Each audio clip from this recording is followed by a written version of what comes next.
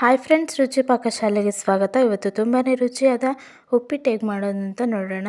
ಮೊದಲಿಗೆ ಸ್ಟವ್ ಹಚ್ಕೊಂಡು ಒಂದು ಬಾಣಲಿನ ತೊಗೊಂಡು ಅದಕ್ಕೆ 3 ಬೌಲ್ ಆಗೋಷ್ಟು ಸಣ್ಣ ರವೆನ ತೊಗೊಂಡಿದ್ದೀನಿ ನಾನು. ನೀವು ಯಾವ ರವೆ ಇರುತ್ತೋ ಅದನ್ನೇ ತೊಗೊಂಡು ಯೂಸ್ ಮಾಡ್ಕೊಳ್ಳಿ. ಸಣ್ಣ ರವೆನ ಹಾಕ್ಬಿಟ್ಟು ಮೀಡಿಯಮ್ ಫ್ಲೇಮಲ್ಲೇ ಚೆನ್ನಾಗಿ ಫ್ರೈ ಮಾಡ್ಕೊಳ್ಬೇಕು. ಉಪ್ಪಿಟ್ಟಂದರೆ ಯಾರಿಗೂ ಇಷ್ಟ ಇರೋಲ್ಲ, ಆದರೆ ಈ ರೀತಿ ವೆಜಿಟೇಬಲ್ಸ್ ಎಲ್ಲ ಹಾಕ್ಬಿಟ್ಟು ಉಪ್ಪಿಟ್ಟನ್ನು ಮಾಡಿಕೊಡಿ, ತುಂಬಾ ಇಷ್ಟಪಟ್ಟು ತಿಂತಾರೆ. ನೋಡಿ, ಈಗ ಎಲ್ಲ ಚೆನ್ನಾಗಿ ರವೆ ಎಲ್ಲ ಫ್ರೈ ಮಾಡಿದ್ದೀನಿ. ಇದನ್ನು ಒಂದು ಪ್ಲೇಟ್ಗೆ ಹಾಕಿ ಎತ್ತಿಟ್ಕೊಳ್ಳೋಣ. ನೆಕ್ಸ್ಟು ಅದೇ ಬಾಣಲೆಗೆ ಸ್ವಲ್ಪ ಎಣ್ಣೆ ಹಾಕ್ಬಿಟ್ಟು ಚೆನ್ನಾಗಿ ಬಿಸಿ ಆದಮೇಲೆ ಅದಕ್ಕೆ ಸ್ವಲ್ಪ ಸಾಸಿವೆನ ಹಾಕಿ ಸಿಡಿಸ್ಕೊಳ್ಳೋಣ. ಒಂದು ಅರ್ಧ ಟೇಬಲ್ ಸ್ಪೂನಷ್ಟು ಸಾಸಿವೆನ ಹಾಕ್ಕೊಂಡಿದ್ದೀನಿ. ಸಾಸಿವೆ ಎಲ್ಲ ಸಿಡಿದ ನಂತರ ಸ್ವಲ್ಪ ಕಡಲೆಬೇಳೆನ ಹಾಕ್ಕೊಳ್ತಾ ಇದ್ದೀನಿ. ಕಡಲೆಬೇಳೆ ನೀವು ಬೇಕಿದ್ರೆ ಹಾಕ್ಕೊಳ್ಳಿ, ಇಲ್ಲಾಂದರೆ ಇದ್ರ ಜೊತೆಗೆ ಕಡಲೆ ಬೀಜನ ಕೂಡ ಹಾಕ್ಕೊಂಡು ಎರಡನ್ನೂ ಫ್ರೈ ಮಾಡ್ಕೊಳ್ಳಿ ಗೋಲ್ಡನ್ ಕಲರ್ ಬರೋವರೆಗೂ.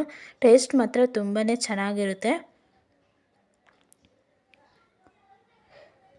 ಇಲ್ಲ ಕಡಲೆಬೇಳೆ ಕಡಲೆ ಬೀಜ ಏನು ಬೇಡ ಅಂದರೆ ಆಪ್ಷನಲ್, ನೀವು ಬೇಕಂದರೆ ಹಾಕ್ಕೊಳ್ಬೋದು. ನೆಕ್ಸ್ಟ್ ಬಂದುಬಿಟ್ಟು ಕಡಲೆಬೇಳೆ ಎಲ್ಲ ಚೆನ್ನಾಗಿ ಫ್ರೈ ಆಗಿದೆ. ಇದಕ್ಕೆ ಕರಿಬೇವಿನ ಸೊಪ್ಪು ಮತ್ತು ಸ್ವಲ್ಪ ಒಂದು ಹಸಿಮೆಣ್ಸಿನ್ಕಾಯಿನ ನಾನು ಕಟ್ ಮಾಡಿ ಹಾಕ್ಕೊಂಡಿದ್ದೀನಿ. ನೆಕ್ಸ್ಟ್ ಸಣ್ಣದಾಗಿ ಹೆಚ್ಚಿಟ್ಟಂಥ ಈರುಳ್ಳಿನ ಹಾಕ್ಕೊಂಬಿಟ್ಟು ಚೆನ್ನಾಗಿ ಮೀಡಿಯಮ್ ಫ್ಲೇಮಲ್ಲಿ ಎಲ್ಲನೂ ಚೆನ್ನಾಗಿ ಫ್ರೈ ಮಾಡ್ಕೊಳ್ಬೇಕು. ಟೊಮೊಟೊನ ಹಾಕೋದಿಲ್ಲ ನಾನು, ಯಾಕೆಂದರೆ ಉಪ್ಪಿಟ್ಟು ಅಷ್ಟೊಂದು ಟೇಸ್ಟಿಯಾಗಿರೋದಿಲ್ಲ, ಹುಳಿ ಹುಳಿ ಆಗಿರುತ್ತೆ. ನೀವು ಬೇಕಂದರೆ ಟೊಮೊಟೊ ಹಾಕ್ಕೊಳ್ಳಿ, ಆದರೆ ಈ ರೀತಿ ಒಂದು ಸತಿ ಟ್ರೈ ಮಾಡಿ, ಚೆನ್ನಾಗಿರುತ್ತೆ ತುಂಬ. ಟೊಮೊಟೊ ಹಾಕ್ತೀನಿ. ನೋಡಿ, ಈಗ ಈರುಳ್ಳಿ ಎಲ್ಲ ಚೆನ್ನಾಗಿ ಫ್ರೈ ಆಗಿದೆ. ಇದಕ್ಕೆ ಕಟ್ ಮಾಡಿದಂಥ ಕ್ಯಾರೆಟನ್ನು ಹಾಕ್ಕೊಳ್ತಿದ್ದೀನಿ. ನೀವು ಕ್ಯಾರೆಟ್ ಜೊತೆ ಹುಳ್ಳಿಕಾಯಿ ಅಂದರೆ ಬೀನ್ಸ್ ಬಂದುಬಿಟ್ಟು ಬೀನ್ಸನ್ನು ಕೂಡ ಹಾಕ್ಕೊಳ್ಬೋದು.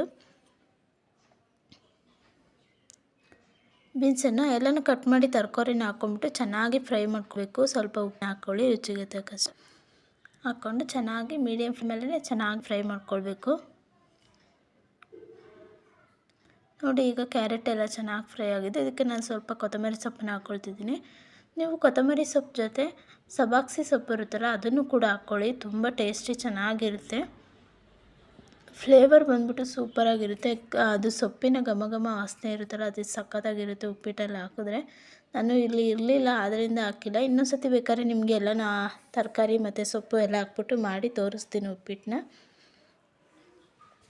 ಈ ರೀತಿ ಬೇಗನೆ ಆಗುತ್ತೆ ಮತ್ತು ತುಂಬ ಚೆನ್ನಾಗಿರುತ್ತೆ ಟೇಸ್ಟಿಯಾಗಿ. ಯಾರ್ಯಾರು ಉಪ್ಪಿಟ್ಟು ತಿನ್ನಲ್ವೋ ಅವರೆಲ್ಲ ತುಂಬ ಇಷ್ಟಪಟ್ಟು ಉಪ್ಪಿಟ್ಟು ತಿಂತಾರೆ ಅಂತ ನಾನು ಹೇಳ್ತೀನಿ. 100% ಬೇಕಾದ್ರೆ ನೀವು ಒಂದು ಸತಿ ಟ್ರೈ ಮಾಡಿ ಉಪ್ಪಿಟ್ಟನ್ನ. ನೋಡಿ, ಈಗ ಚೆನ್ನಾಗಿ ಎಲ್ಲ ತರಕಾರಿ ಎಲ್ಲ ಬೆಂದಿದೆ. ಇದಕ್ಕೆ ಸ್ವಲ್ಪ ನೀರನ್ನು ಹಾಕ್ಕೊಳ್ಳಿ.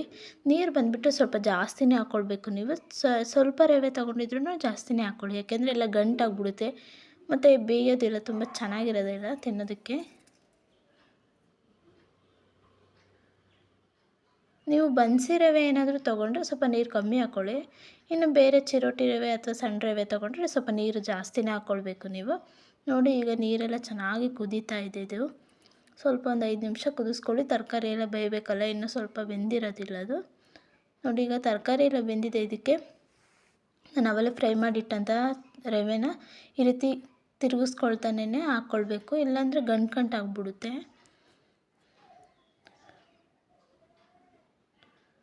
ನೋಡಿ, ಈಗ ಎಲ್ಲ ಚೆನ್ನಾಗಿ ಬೆಂದಿದೆ.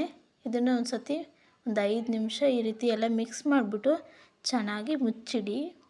ಅದರಲ್ಲೇ ಸ್ಟವ್ ಆಫ್ ಮಾಡಿಬಿಡಿ. ಅದು ಹಬೆಗೆ